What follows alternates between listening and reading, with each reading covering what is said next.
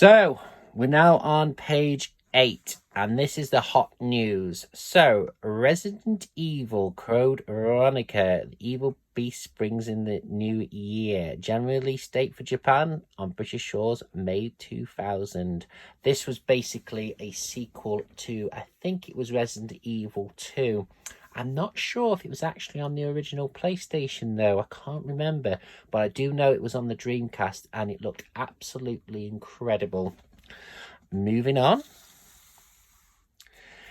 New Resident Evil game in production for the N64. So that would have been Resident Evil 2, which at the time was quite an impressive port, considering the CD limitations. Well, the cartridge limitations, I should say, compared to a CD.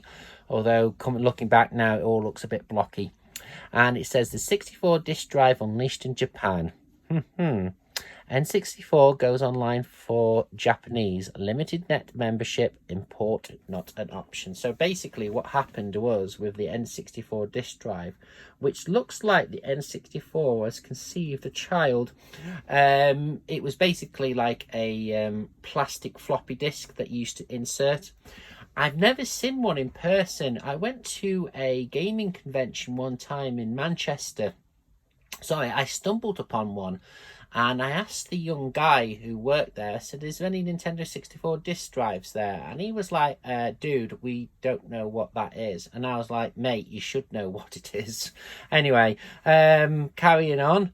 PS2 to be sprung in spring, so therefore it was the demise of the gaming wars of that particular era, because once the PlayStation 2 came in, it sold millions. Dreamcast marches on. The Dreamcast looked like a third child of a family that actually produced the better one at the end. Well, at the beginning, I should say. The only thing is that it was outdated even after it was released. Although the hologram logo, I should say, was actually orange in Japan, and it was like blue in the UK and US. I think it was in the US. I think it was to do with copyright infringement. Sega bosses are laughing all the way to the bank as the next generation console to the gaming sensation of the year, the Dreamcast, has reached the 1 million units sold mark in the United States of America. So yeah, it was sort of leaning towards, could this gaming console save the Sega company for a hardware manufacturer? Sadly, it didn't. Although, saying that, they have done well in their publishing. I'll be honest, after this generation of gaming... Oh, I've got to go. I'm out of time.